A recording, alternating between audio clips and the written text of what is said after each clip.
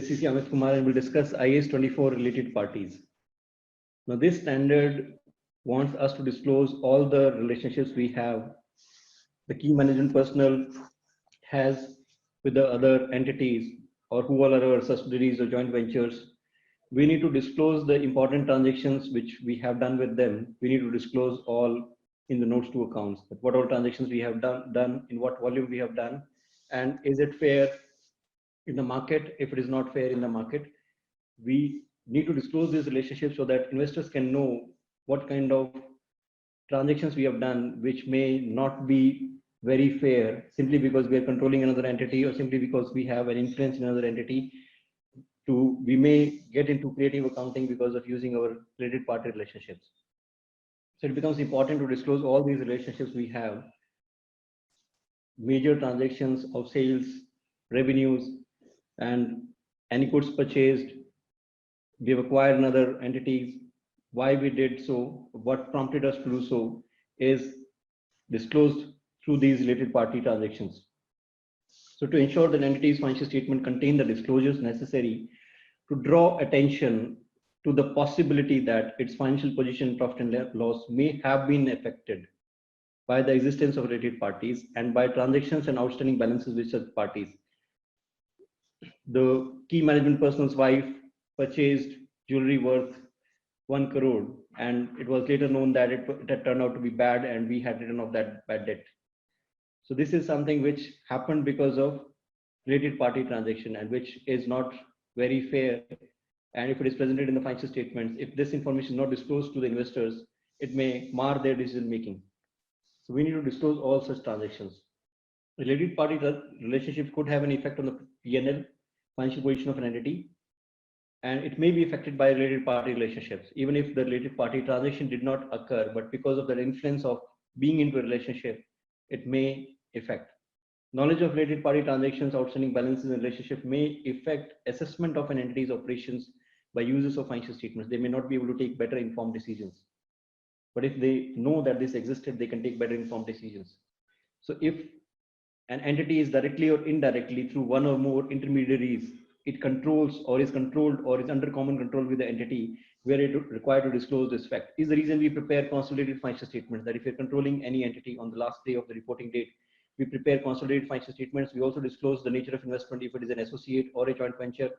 We disclose all these transactions even by producing one more set of financial statements along with our standalone financial statements. If there are individual transactions, we need to disclose those major transactions happen with them.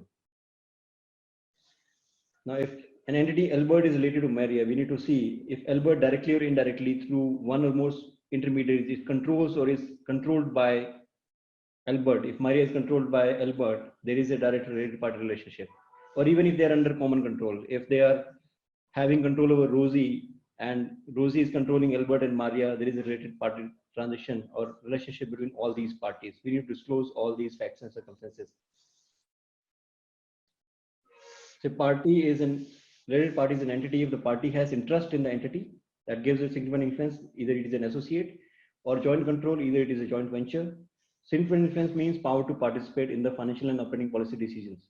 Participate means they can influence the decisions. Like we took an example while we were discussing consolidated financial statements.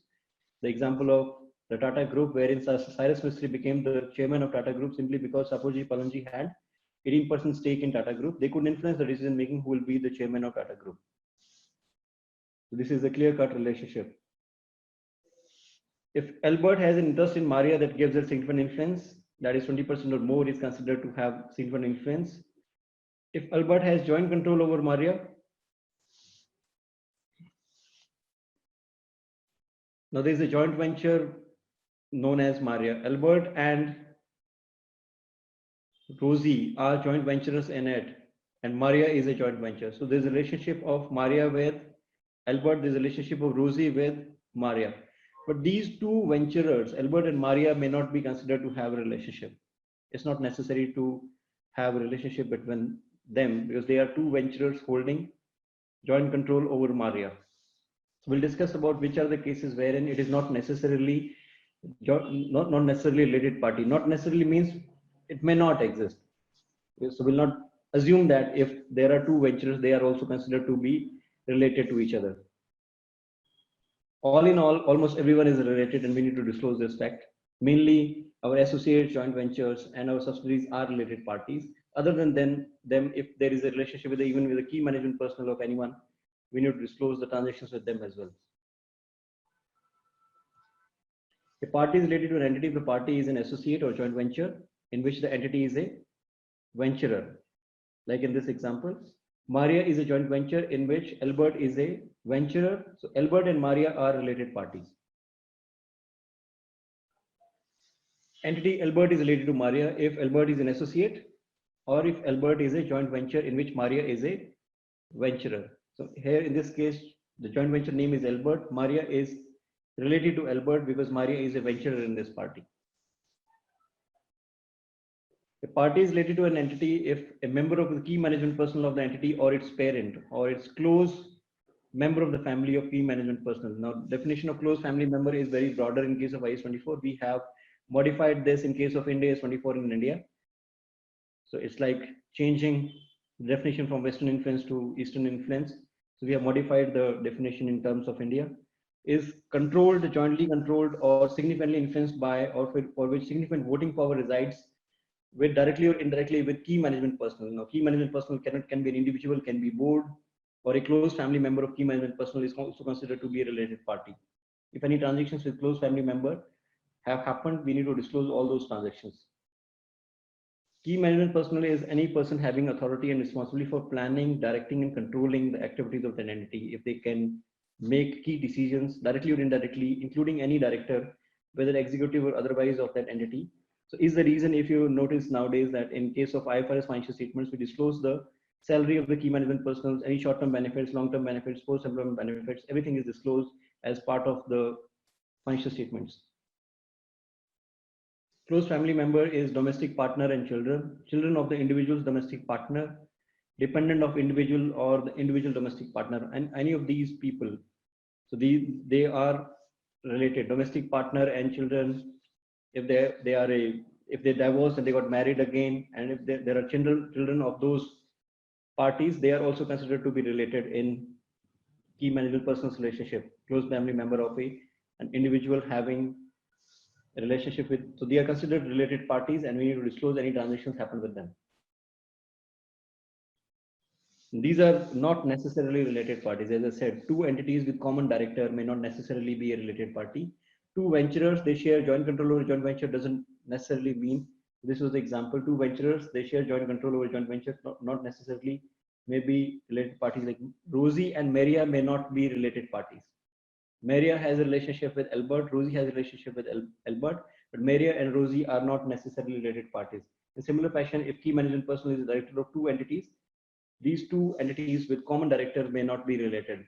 Providers of finance, trade unions, public utilities, and common departments and agencies are not necessarily related parties. We need not disclose the transactions happen with them separately. A customer, supplier, franchisor, distributor, or general agent, these are the parties with whom we do business. Though as part of operating segments, if there is a person with whom we do more percent, 10% of business, or we generate more than 10% of revenue from an individual, we need to disclose the transaction happened with them. So we need to disclose the relationship between parents and subsidiaries shall be disclosed irrespective of whether there have been transactions between them. Name of entity's parent, and if different, the ultimate controlling parent, if they are not presenting consolidated results, simply because the ultimate parent has presented consolidated results. There are reasons why they cannot present, or if they wish to avoid, they can avoid presenting their consolidated financial statements if their ultimate parent is producing. So there is an exception to the rule wherein if their parent or ultimate parent is presenting consolidated results, they may not present it only if other owners do not object to it. If they do not produce financial statements for public use. Name of the next most senior parent who does so shall be disclosed. Whosoever is presenting these consolidated financial statements, their name should be disclosed so that the users of financial statements can refer to them to take better informed decisions. Disclosure of key management personnel salaries like short-term, post-employment, other long-term termination, share-based payments, all these are disclosed as part of financial statements. Disclosure of related party transactions, amount, nature of transactions, relationship, amount of any outstanding balances with them, any guarantees given on behalf of them, any provision for doubtful debts related to the amounts, outstanding balances, or any expense which is recognized or written off or whatever has been done is disclosed.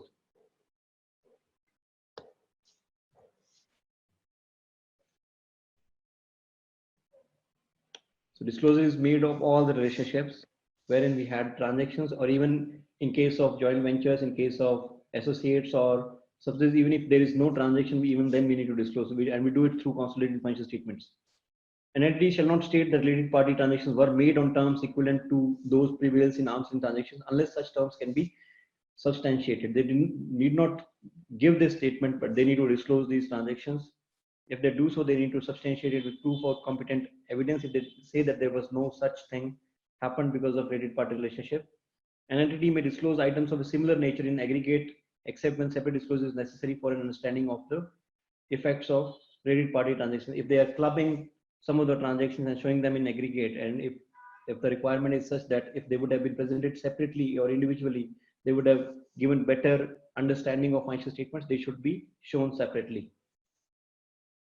So this is all for IAS 24 related party transaction. All in all, if there is any relationship which can influence the economic decisions taken on the basis of financial statements, if there's any such transaction, we need to disclose that fact. Hope this is clear.